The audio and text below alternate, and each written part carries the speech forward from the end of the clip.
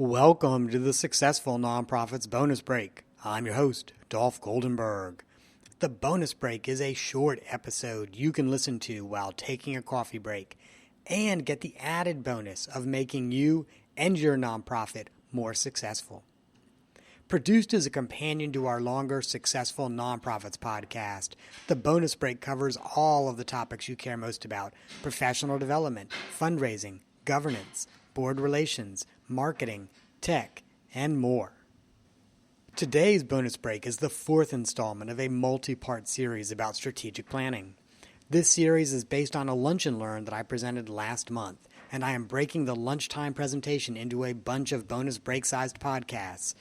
At first I said 6 or 7, then I started saying 8 or 9, now I'm just saying a bunch. We'll see how many we end up with. So far in the series, we have covered determining whether you even need a strategic plan, because guess what? Not every organization does.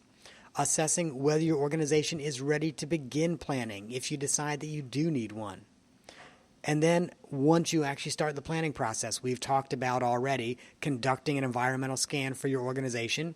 And in the last episode, we discussed designing high-impact statements for your mission, vision, and core values. For each of the bonus breaks in this series, we are also creating a blog post with lots of bonus material.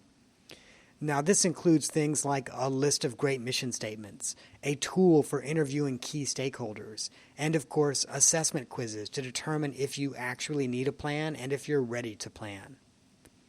The two most recent bonus breaks in this series have outlined a great deal of work that must be done, specifically done to conduct your environmental scan and also to design strong mission statement, vision statement, and core values that will guide both your planning and your organization.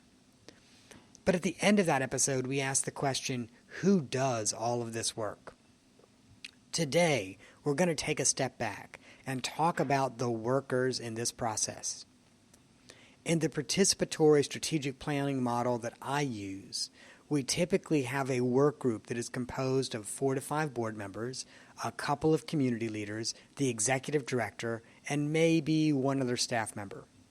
Of course, in this model, a consultant helps facilitate that group. Now, the best work groups have 7 to 10 members.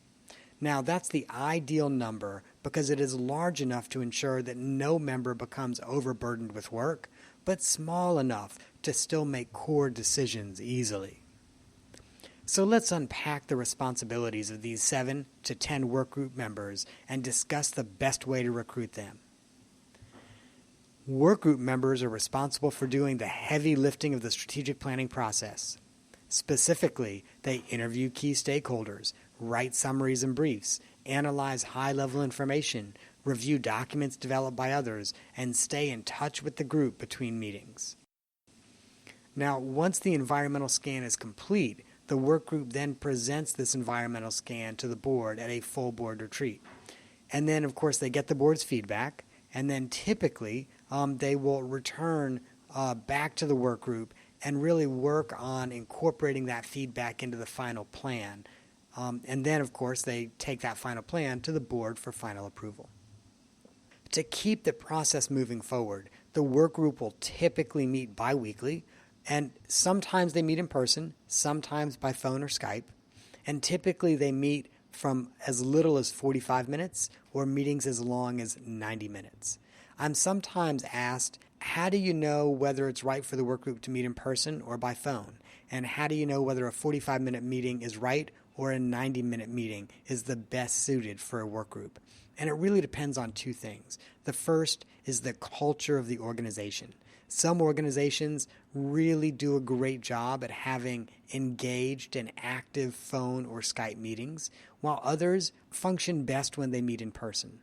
And in my experience, the phone meetings and the Skype meetings can be a little bit shorter, often 45 or 60 minutes, but the in-person meetings typically take a little bit more time, and so then you're looking at about 90 minutes. Now, in recruiting your work group members, it is important to identify people who have a knowledge in your specific programs, the communities that are served. They understand interview techniques, fundraising, data, and accounting. But guess what? You are not going to find one person with all of those skills. And that is one of the many reasons why you will have 7 to 10 people on your work group. So across the spectrum of those 7 to 10, you need someone that fills each of those niches, that has knowledge of your programs, that understands the community is served, that understands interviewing techniques, fundraising, data analysis, and accounting. Keeping in mind that every workgroup member does not have to have expertise in each of those areas, there are 3 things that every workgroup member must have.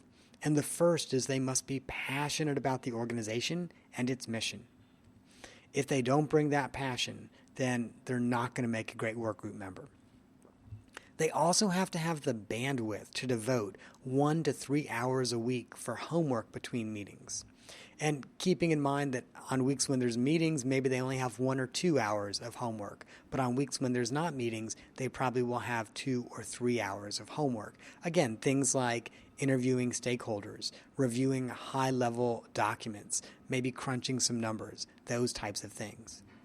And the last skill set that every workgroup member must have is they must be computer literate, which in this day and age means they know how to use Microsoft Office, Google Docs, and web-based programs. Since 60 to 75% of the workgroup will be current board members, there are 2 approaches to recruiting your board members for the workgroup. The first approach is to broadly ask. Throw it open at a meeting or send it out by email. Just ask, who wants to volunteer for the workgroup? Here's what it entails. Who wants to do it? Sometimes this results in a great workgroup. But sometimes this also creates a work group with people who are not fully effective in the planning process. And for this reason, I typically recommend an alternate approach. And that is to brainstorm the board members who would make good work group participants and ask them individually. Typically, that brainstorm is done with the executive director and the executive committee, or the executive director and the co-chairs or chair of the board.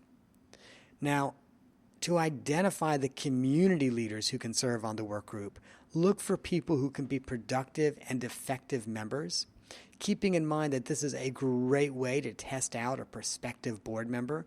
So if you might think someone might be a great board member next year, get them involved in the strategic planning process now. And then when you're ready to approach them about board service, they will feel a much deeper investment in the direction the organization is going. When you're looking at community leaders, though, be certain to avoid those who may have a conflict of interest in serving. If, for example, your landlord has skills that you need and is passionate about your organization, she should still not help shape your strategic direction because she may have a vested interest in you staying as a tenant. If there is a leader of another nonprofit organization that maybe you partner with a lot, but you go after the same funding, the same communities, there might be a conflict of interest there too. You might not want that other community organization leader to serve on the work group.